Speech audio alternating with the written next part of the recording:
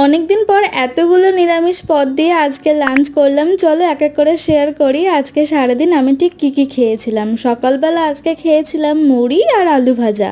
তারপর আজকে লাঞ্চে ছিল এলাহি আয়োজন। যদিও সব পদগুলোই নিরামিষ, কিন্তু আমার বেশ পছন্দের ছিল গরম গরম ভাত, তার সাথে একদম মচমচে করে উচ্ছে ভাজা, আলু পোস্ত, একদম নিরামিষভাবে বানানো ছোলা দিয়ে থোড়ের তরকারি আর পটল আলুর রসা। আমাদের বাড়িতে সবাই মোটামুটি আলু পোস্ত খেতে খুবই ভালোবাসে। যদিও এই আলু পোস্তটা এবারে আমাদের বাড়িতে অনেক দিন পরে রান্না হয়েছে। আসলে প্রায় দিনই খাওয়া হচ্ছিল মাছ মাংস, তাই নিরামিষ কিছু আর রান্না হচ্ছিল না।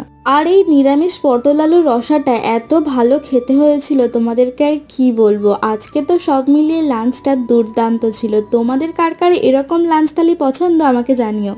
ডিনারে খেয়েছিলাম রুটি আর গতকালের বেঁচে যাওয়া চিংড়ি মাছের তরকারি, তার সাথে ছিল একটু স্যালাড আর ডিম ভাজা।